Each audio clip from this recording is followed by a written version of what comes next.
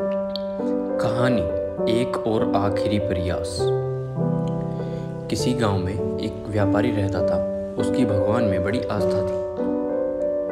एक बार व्यापारी किसी दूसरे शहर से अपने घर लौट रहा था। बस से उतरकर वह पैदल अपने घर के रास्ते पर जा रहा था। तभी रास्ते में उसे एक बड़ा सा चमकीला पत्थर दिखा। उस पत्थर की ओर व्यापारी आकर्षित हो गया और उसने सोचा कि क्यों न इसे अपने साथ ले जाऊं। इस खूबसूरत पत्थर से अपने घर के लिए शानदार भगवान की मूर्ति बनवाऊंगा। व्यापारी ने पत्थर उठा लिया और रास्ते में ही एक प्रसिद्ध मूर्तिकार की दुकान पर रुका और उसे कहा, इस पत्थर की एक खूबसूरत सी देवी माँ की प्रतिमा बना दीजिए। मूर्तिकार ने कहा, ठीक है, बन जाएगी, आप कुछ दिन बाद आकर ले जाइएगा।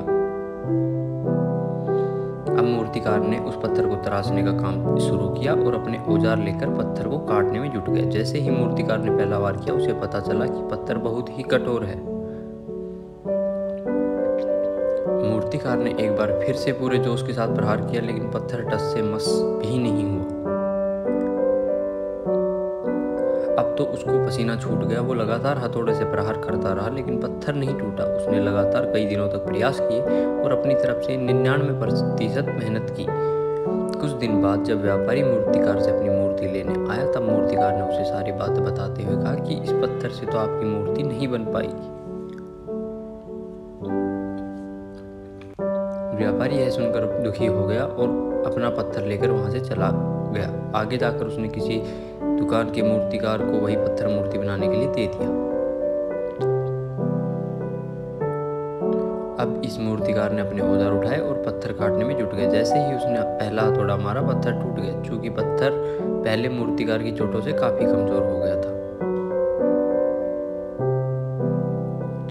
व्यापारी यह देखकर बहुत खुश हुआ और देखते ही देखते मूर्तिकार ने देवी माँ की सुंदर प्रतिमा बना दी।